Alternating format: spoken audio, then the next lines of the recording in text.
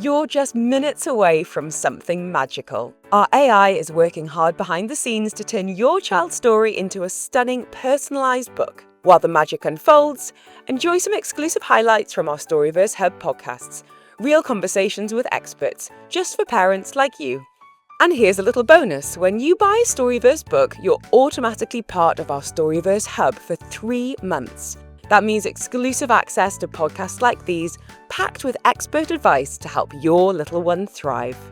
Next up, we talk to occupational therapist Adam Griffin about early child development and how to spot the signs when your little one needs a bit more support. All of these things that are the meat and potatoes of childhood, is there anything holding them back from realizing their natural kind of potential? A child is a machine made for learning and development right out of the box, but if there's something, whether it's sensory issues or motor skills or anxiety or anything that's holding them back, it's a barrier to their development, then OT can help them overcome that. I'd say it's not only just important, it's essential. So people talk, I have this conversation all the time about developing confidence for kids, and there's lots of curriculums and there's lots of programs that use similar words and affirmations, and they feel like theoretically, oh, this is the child will go through the motions to develop confidence. My big thing is confidence, it doesn't occur in a vacuum. It's a response to being successful, doing things that you perceive as being challenging. They have challenges that they overcome,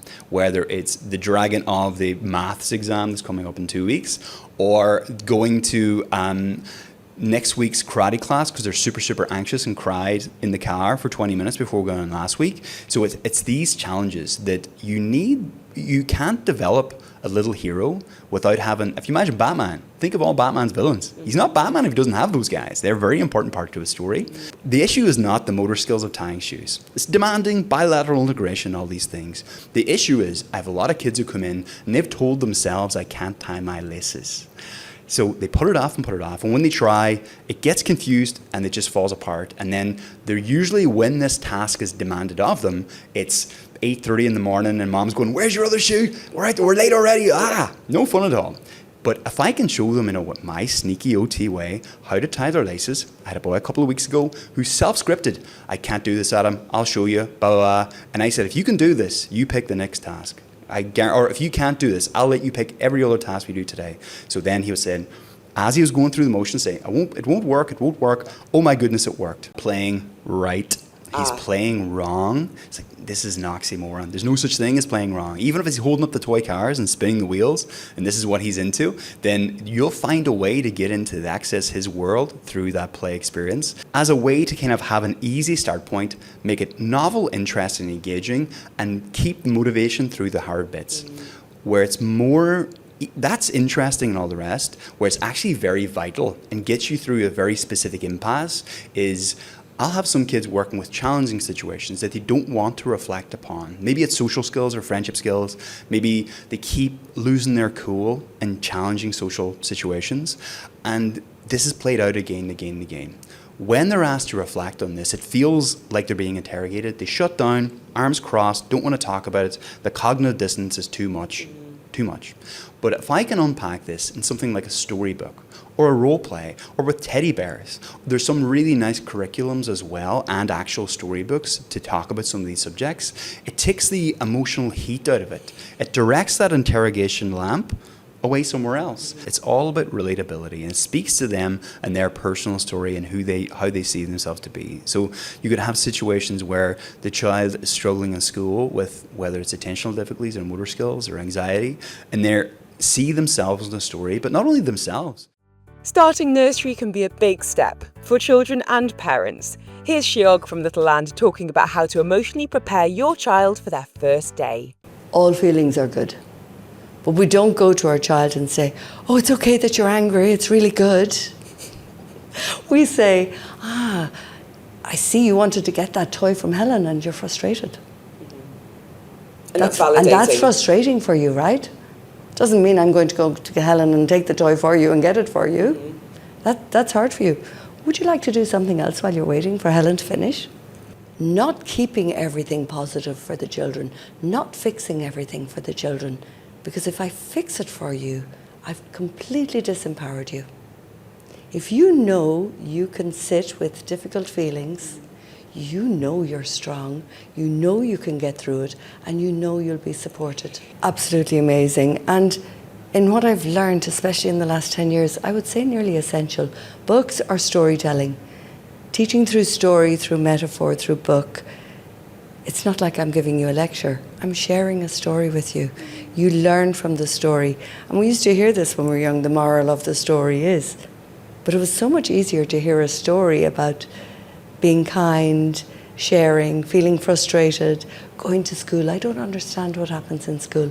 What happens in big school? I'm coming from nursery. We sit on the floor in a circle on a mat and we hold hands and we sing and dance. And what happens in big school? And where you come in with stories, if we read stories to our children about going to nursery, about how you get dropped off.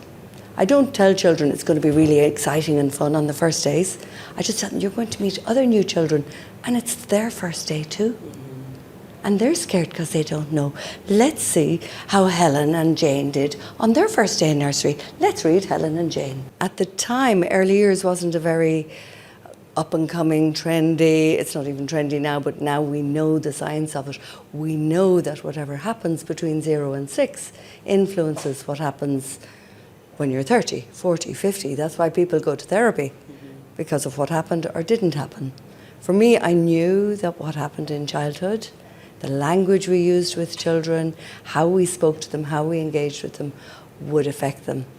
I've changed my approach somewhat. I used to be very much into positive psychology and positive, but I've actually learned a lot more about positive discipline.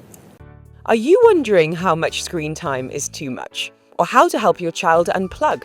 Dr. Alison Burrows breaks it down with practical tips and no guilt. So I think parents really need to delineate the difference between active screen time and passive screen time. Okay.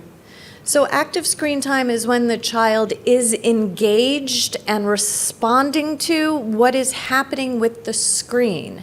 So this isn't so much screen time, but screen use. What would be an example of that then, Alison? So think about a well-designed game for a child where the child has to think, make choices, create a strategy, and set a goal. And then be able to shift and adapt based on the choices they're making and the strategy they're using and the goal they're setting. Critical thing that we teach our children how to interact with AI in a meaningful way. So first and most importantly, we need to teach AI literacy. So we used to teach digital literacy, but now it's really AI literacy. What is AI? How does it work? What are inputs? What are outputs? Are the outputs always correct? One of the things that's so valuable about books is the bonding. So especially in early childhood, when the child goes to the bookshelf, picks out the books they want to read before bed, and then comes and sits next to you or snuggles on your lap, and then here you have this very tangible thing where you're turning pages together, and you're also finger pointing. When we finger point, we teach a child that reading happens from, if you're English, left to right, in other countries, or in Arabic, right to left, and that we read from the top to the bottom of the page and we turn the page a certain way. That's all skill building.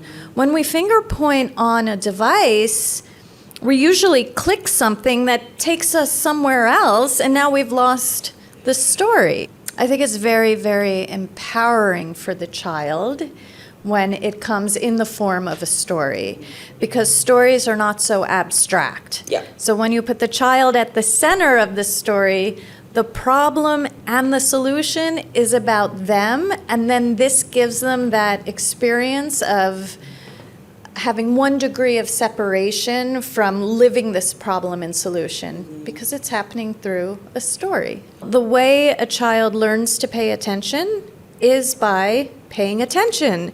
So what are we putting in front of them for them to be able to learn how to sustain focus?